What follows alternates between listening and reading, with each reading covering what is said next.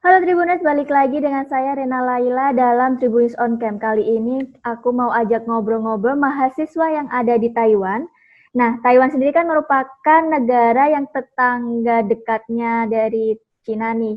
Nah, gimana sih masa pandemi Corona di Taiwan? Yuk langsung aja kita tersambung dengan Andita.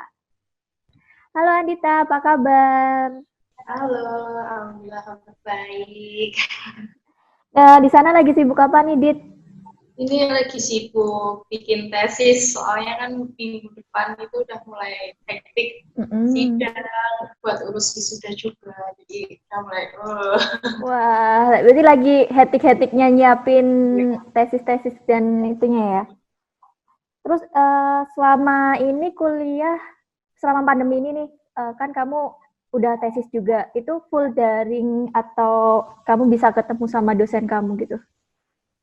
Jadi perkuliahan di sini itu selama ada corona ini itu Mm-mm. tetap biasa, jadi kayak tetap kuliah biasa, ketemu Mm-mm. dosen biasa, cuman emang harus pakai masker Mm-mm. dan kemana-mana emang harus pakai hand sanitizer gitu. Mm-mm. Kuliah tetap kayak biasanya. Oke.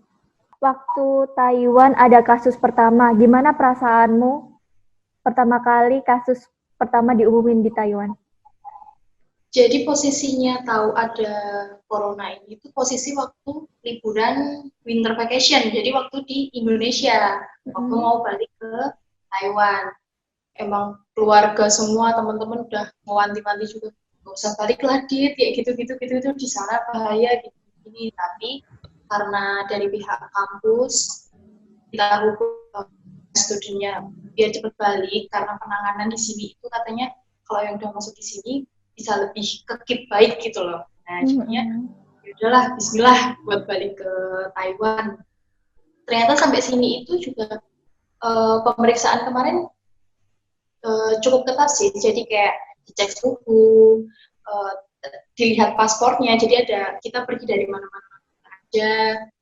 Jadi buat ngecek-ngecek, cuman emang sepi banget di sini waktu pertama kali datang, kayak ya ampun, aku datang ke tempat yang ada penyakit yang berbahaya, jadi kayak, tapi ternyata di sini fine-fine aja sih. Berarti kamu pas balik ke Taiwan itu pas di Indonesia belum ada pandemi corona atau gimana? Iya, belum ada di Indonesia, masih nol case kan itu. Jadi Berarti kan kayak mikirnya lebih apa, lebih aman di Indonesia waktu itu. berarti masih penerbangan internasional masih dibuka ya waktu itu. Penerbangan internasional domestik masih lancar. Terus kalau gimana sih pemerintah Taiwan sendiri untuk menekan penyebaran COVID-19 di sana? Ada Di kebijakan sini, apa gitu? jadi di sini itu memang pertama kali ada virus itu, penerbangan ke China semuanya ditutup. Jadi emang um, apa, masyarakat Taiwan yang kan waktu itu waktu Imlek ya, jadinya Mm-mm. orang-orang Taiwan itu pada ke China biasanya Mm-mm. buat liburan di sana. Nah, karena ada corona itu, penerbangan ditutup, tapi masyarakat Taiwannya harus disuruh balik, tapi di karantina 14 hari. Setelah itu, mereka itu dapat SMS, jadi kayak aku juga dapat SMS buat dicek berkala kesehatan Hmm. kita dari pemerintah. Jadi ada pemerintah yang buat ngecek kita setiap harinya. Jadi suhu badan, terus makanannya harus bergizi, kayak gitu-gitu sih. Juga di sini masyarakatnya, sepenglihatan aku tuh emang mengikuti peraturan pemerintah banget. Jadi kalau disuruh pakai masker, hampir semua itu pasti pakai masker. Terus social distancing di sini juga ada, dan itu mereka memperlakukan banget. Jadi kayak emang benar-benar nurut sama pemerintahnya. Di sana tuh ada lockdown nggak sih? Kayak negara-negara lain gitu? Di sini nggak nggak ada lockdown, padahal di sini deket banget ya sama China kan ya, cuma Uh-uh. pulau yang kecil tapi deket banget sama China, tapi di sini nggak ada lockdown, cuman emang memperlakukan pengurangan penerbangan ke negara-negara yang coronavirusnya yang tinggi-tinggi kayak China, waktu itu China, Italia. Berarti emang pemerintah Taiwan sendiri itu cuma fokusnya ke kayak menyetop penerbangan internasional dan kayak membatasin keluar masuknya WNA ya? Iya benar. Jadi kayak sebenarnya kelihatannya kayak simpel di sini, cuman emang pemberlakuan peraturannya tuh diikuti banget sama masyarakatnya. Jadi sampai sekarang pun udah nol case kan. Jadinya emang kalau ada satu kemarin itu sempat ada pelayaran dari luar negeri yang datang ke Taiwan. Jadi dia itu diidentifikasi hampir semuanya positif corona. Dan dia waktu posisi ada di Taiwan. Jadi pemerintah itu ngecek dia tadi habis dari mana aja, dari tempat tinggalnya di mana, makan di mana. Jadi tempat-tempat itu ditutup buat seminggu untuk disinfektan, pembersihan berkala seperti itu. Jadi emang kayak diperketat banget corona di sini. Pandemi virus corona, kamu kesulitan keluar dom kamu nggak sih? Atau ada apa harus ada izin atau gimana? Enggak sih di sini, cuman emang belum boleh buat keluar kota. Kalau buat dari dom sini keluar buat cari makan gitu nggak apa-apa, asal harus pakai masker. Kalau nggak pakai masker nggak boleh keluar dan masuk dom. Aktivitas di luar rumah itu ada protokol kesehatannya, harus memakai masker. Iya, harus pakai masker, dan setiap masuk toko atau tempat makan itu harus dicek suhu sama pakai hand sanitizer.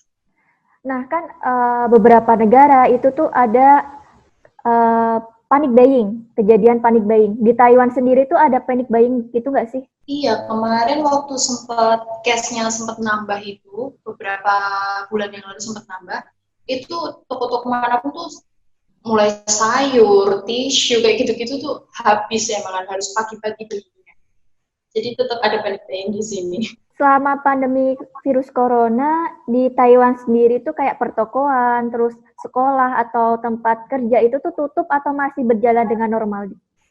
Masih berjalan normal, jadi kegiatan aktivitas apapun di sini masih normal. Cuman kayak perkumpulan misalnya ada acara gitu nggak boleh. Ada perkumpulan orang banyak gitu nggak boleh. Berarti kayak perekonomian masih jalan seperti sebelum corona ya? Ya, seperti biasa kuliah, kantor, toko-toko gitu tetap biasa. Berarti kayak sekolah itu nggak ada perliburan kayak negara-negara lain, terus perkantoran juga libur juga nggak ada ya berarti? Nggak ada. Sekolah itu libur waktu awal-awal corona masuk ke Taiwan, jadi cuma libur 2 minggu di awal, habis itu udah perkuliahan sama sekolah biasa. Oke, terus kan berarti kondisinya saat ini tuh udah normal, jadi kayak masih ada protokol-protokol kesehatan nggak sih? Kan katamu udah nol case nih, masih ada protokol kesehatan yang harus diterapkan atau gimana setelah? Masih sih, di sini memang harus masih pakai masker, apalagi kalau di transportasi umum itu diwajibkan banget harus pakai masker. Pernah satu kejadian teman aku di sini nggak sengaja nyopot maskernya di bis karena mungkin gatal atau pengap kali ya, itu langsung diturunin dari bis itu juga. Jadi emang ketat itu sih, emang berarti harus pakai masker. Selama pandemi virus corona, transportasi umum masih berjalan dengan normal? Iya, masih banget. Jadi kemana-mana pun masih gampang, cuman emang nggak boleh keluar kota. Oke. Terus kan Presiden Joko Widodo sekarang kan lagi mempersiapkan new normal di Indonesia nih, Tit. Aku minta pendapatmu gimana kalau Indonesia menerapkan new normal di situasi yang seperti ini? Menurut aku lihat dari luar ya, ini karena aku kan lagi nggak di Indonesia. Aku lihatnya itu sebenarnya new normal butuh banget sih di Indonesia, karena secara nggak langsung, karena aku sebagai mahasiswa butuh uang saku dari Indonesia. Ada yang new normal ini tuh bikin rupiah itu menguat.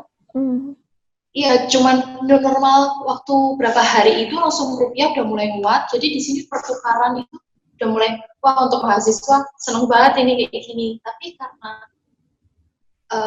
emang kesadaran masing-masing sih, adanya new normal ini, harusnya tuh masyarakat emang menerapkan, ini kita nggak kayak biasanya, nggak kayak kita aktivitas sebebas kayak biasanya, cuman kita harus membiasakan diri untuk dengan keadaan yang baru, harus pakai masker, harus PSBB lah ya, adanya PSBB. Tapi kayaknya udah mulai bisa lah di Indonesia. Aku lihat dari perkembangan yang sembuh seperti itu, kayaknya udah mulai bisa lah di Indonesia. Oke. Nah, kan kamu jadi mahasiswa di Taiwan. Terus gimana sih sikap KBRI di Taiwan pas lagi ada pandemi virus corona? Jadi di Taiwan ini tuh nggak ada KBRI-nya, adanya KDI. Jadi kayak pusat perdagangan kayak gitu. Tapi dia juga menghimpun buat mahasiswa juga. Jadi aku selama di sini tuh sering kayak, jadi dia ada chat line gitu tuh yang emang aktif banget. Kita chat jam 3 pagi pun dia pasti bales karena tuh adminnya memang sebaik itu. Jadi aku sering tanya, Kak saya mau pulang gini. Dia pasti berikan info, kamu nanti harus gini, harus tes di sini, harus seperti ini. Jadi memang KDI di sini tuh mengayomi banget masyarakat Indonesia buat tahu info tentang corona ini, apalagi kan banyak yang pulang ke Indonesia ya nanti Juli, mahasiswa atau pekerja migran di sini banyak yang mau pulang, jadi kayak mereka itu emang ngasih info yang baik banget sebetulnya. Berarti kamu ada rencana balik ke Indonesia dalam waktu dekat ini? Iya, selesai aku di sini, aku kayaknya langsung balik ke Indonesia Juli paling insya Allah. Juli. Terus apa sih yang kamu kangenin? Kegiatan apa atau makanan apa yang kamu kangenin selama di Taiwan yang nggak ada di Taiwan? Jadi adanya cuma di Indonesia, gitu. Makan sih, makanan di sini tuh nggak manis, nggak asin, nggak pedas, jadi hambar. Jadi kayak kemana-mana harus bawa makanan tambahan seperti rasa gitu-gitu. Jadi kayak ya Allah, kangen makanan Indo yang pedas, yang asin kayak gitu sih sebenarnya. Terakhir nih Dit, kasih tips buat masyarakat Indonesia, buat Tribuners, gimana sih cara kamu menyikapi pandemi virus corona? Gitu. Yang pasti kita harus jaga kebersihan. Kita harus sadar mungkin kita sehat, orang lain yang kita temui belum tentu sehat. Kalau kita sayang sama keluarga, kalau nanti kita harus keluar rumah, harus bekerja atau sekolah atau apapun itu, yang pasti harus tetap social distancing, harus pakai masker. Kalau badannya nggak enak, lebih baik langsung cek ke dokter. Jangan kira-kira, aduh aku kayaknya masuk angin deh. Ya, biasanya orang Indonesia gitu, iya, badannya kayaknya masuk angin deh. Mending langsung, karena lagi banyak virus yang aneh-aneh gini, kalau badannya sedikit kerasa nggak enak, langsung cek ke dokter aja. Biar lebih aman. Nah kan kamu mau balik nih, persiapan apa yang kamu siapin buat balik ke Indonesia bulan Juli besok? Jadi aku lihat di berita-berita dan kayak aku tanya ke KDI, emang harus ada tes PCR buat corona itu kan ya. Karena kalau setahu aku kalau nanti aku nggak bawa itu di Indonesia, aku harus cek lagi dan aku harus dikarantina. Nah karena aku mikirnya, aku nanti waktu karantina belum tentu orang yang di sebelah aku itu positif atau negatif, mending aku tes di sini. Jadi aku paling nanti seminggu sebelum pulang aku harus tes PCR, bawa sertifikat itu buat dibawa ke imigran di Solo. Nah, susah nggak sih buat tes PCR di Taiwan itu?